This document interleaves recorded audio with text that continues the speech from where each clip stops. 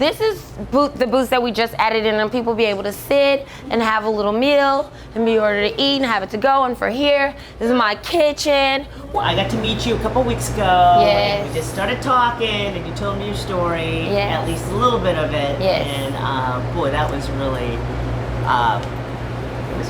inspiring. Thank you. So let's wind back. Yes. To when you were a student at Willow Ridge High School. Yes. And you were 16 years old. 14. I was 14 when I got pregnant.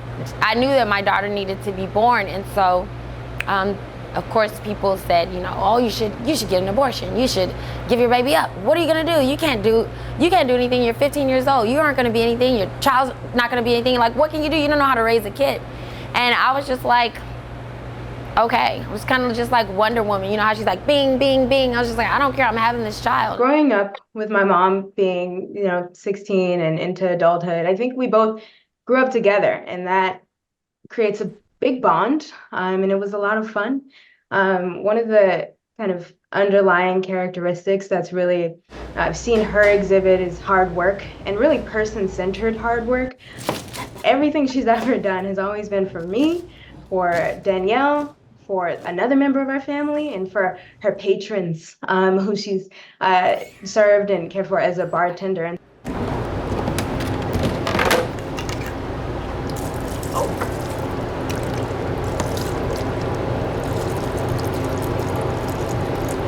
That's how much goes in there.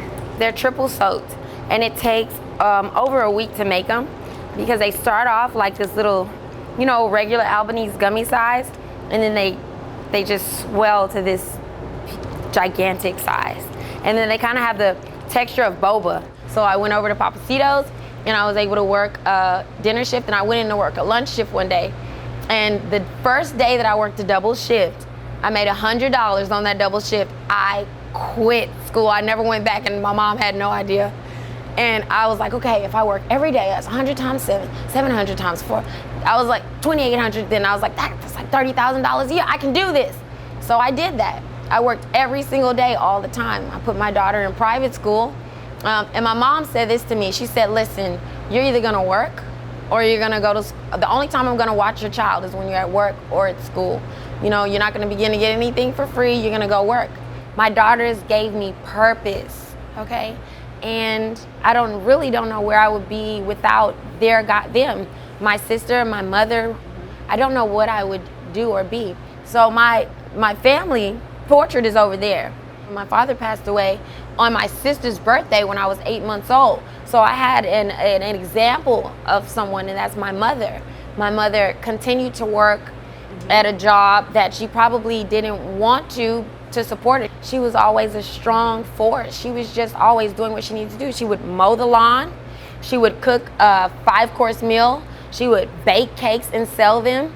She would fix the lawnmower after she mowed the lawn and get us up and ready and take us to school, cook every single night, and pay all the bills. We were never without. We always had. And I owe that all to my mother. This is the smothered chicken. Okay. Okay, and that's whose recipe is this? Yeah, that's my mom's recipe. Okay. We would eat it every Sunday. And I'd be like, Mom, I don't want that. I want McDonald's. Yeah. You got McDonald's money, she would say. I'm like, no, I don't. And now I crave it. But you were saying everybody in your family cooks? Every single person on both sides of my family can cook. Anything that went through your brain when you watched your girls cross the stage and get their diploma? Yes. When that didn't happen for you? Yeah, I mean, it could have happened for me, right, if I chose that path. And I don't ever, compare, right? I just look at them in their life, in their life's path. And I don't even think about myself when I see them walking across. I just think like they did the work.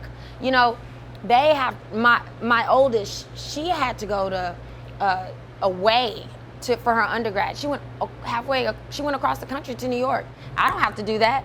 And my youngest, when she walked across the stage, she showed up, she made those grades, she did those things. Sure, I'm there to help in any way that I can, but they did those things. DeLorean's at Massachusetts General, which is a teaching school for Harvard.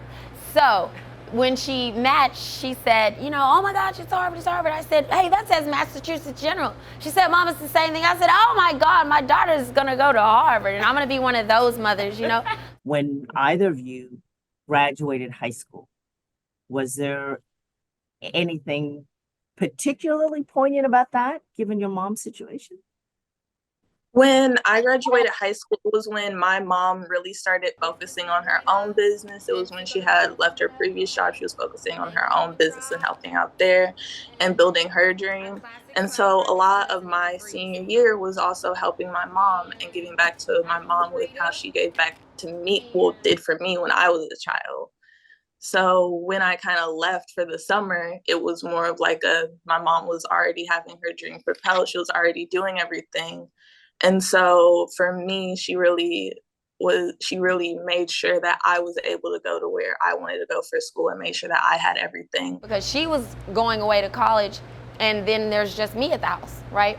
So I would say that I don't call myself an empty nester because I don't like anything empty, okay? I just say that it's just, I don't know, like this is my baby now. Tipsy Treats is not my baby. In fact, my oldest said that. She said, how is it, Mom, that you've gotten rid of both of your kids? They're both out of the house and you got a whole new baby. I said, I guess I was born to be a mother. Thank you, God, for doing this, because he did it. He's always taking care of us. That's a fact. So I'm just grateful to God that he gave me better kids than he gave my mama. I'm serious. My sister wouldn't agree, but I say I'm grateful to God. And I say this, that's one moment, like my kids, I mentioned before that people say, oh, you need to get an abortion, you need to do this, right? I saved my kids, and I tell them this, I saved my kids' life one time, right? But they saved my life many times, over and over again. And I'm grateful for them. They're like the best people that I know. And I say that with all sincerity, and I'm grateful for them. Hi, Mom. I'll see you a little bit after Mother's Day, but I miss you. DeLorean, would you have a Mother's Day message? Oh my gosh. There is no message enough. I think I'd need to write it in the sky in a plane. But all I can say is thank you. That is it. Thank you. And every day I go to work trying to make sure that I do you proud. And so I hope I am. And I will see you. They're probably not in Mother's Day. They don't give us that much vacation, but I'll see you via Zoom or FaceTime. I love you so much. I love you too. Happy Mother's Day. Happy Mother's Day. That too. Happy Mother's Day.